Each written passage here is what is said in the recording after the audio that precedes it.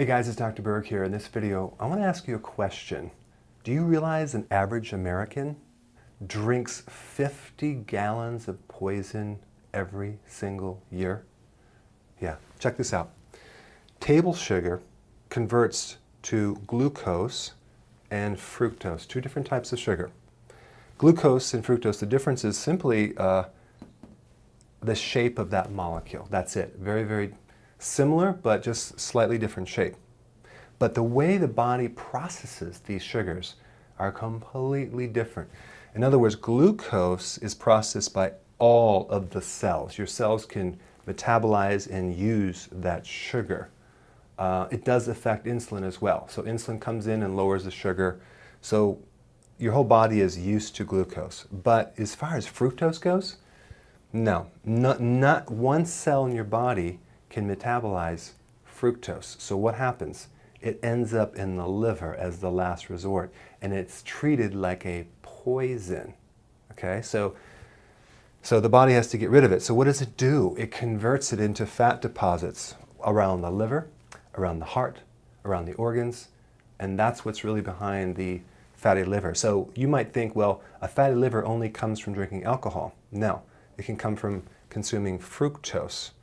Causes insulin resistance because that's in the liver. So it messes up the receptors for insulin because your body's trying to reject it and block this poison by downgrading the receptors so it doesn't get in anymore. So that's diabetes.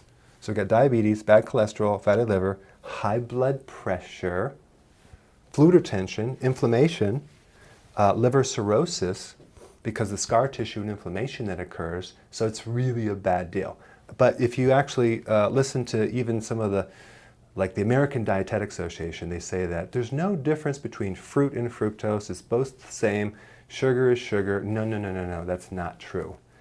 In fruit, which our bodies weren't designed to consume very much anyway, maybe seasonal when they're in when it's ripe.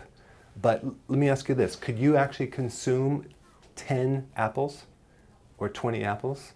No, because the fiber in the fruit stops the consumption of it. Plus you have all the enzymes in there and you have the nutrients as well. So it's not the same as just pure fructose that we're making from high fructose corn syrup. So yes, corn is so-called natural, but the way that we're consuming it is not natural. It's not meant to drink our corn sugar or our fruit sugar. So it creates a serious situation on the liver. And that's how it actually happened to me as well. Growing up, I had so much sugar, and I'm still paying the price for that. So if I were to go back in time, I would have made sure, especially all my kids in the very beginning, that no sodas, no juice. What you should do is you could take a carbonated water and take liquid flavored stevia. Okay, put 10 drops or 5 drops in this carbonated water. It makes the greatest soda. No sugar, tastes great, your kids won't tell the difference, okay? That's what you need to have your kids consume versus the sugar and the sodas. And definitely if you're going to a fast food place, do not consume that liquid drink because most of that's high fructose corn syrup, 60% of it. So it's just, it's a cheap filler, it's subsidized by the government. So it's just that's why they're doing it. It makes more profit. But it's not good for your liver. But an average person is consuming way too much. There's also no negative feedback. So when you consume this drink, there's no turn-off switch. You can do a lot of fructose without being satisfied.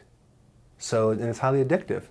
So here you are, something that's more addictive than cocaine, and you're basically consuming this thing. That's a really dangerous situation because you're going to crave it and then you're going to drink it and there's no turn-off switch. So it's highly addictive.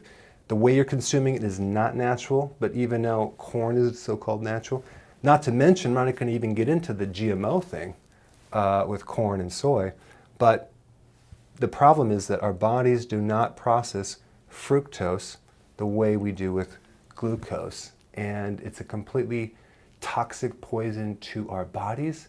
And we're doing this huge experiment right now where we're putting more and more into the food supply, and people are buying it unknowingly. Not just in the sodas, it's in the foods, it's in the cereal, it's in the yogurt, it's in the ice creams, it's in a lot of different foods.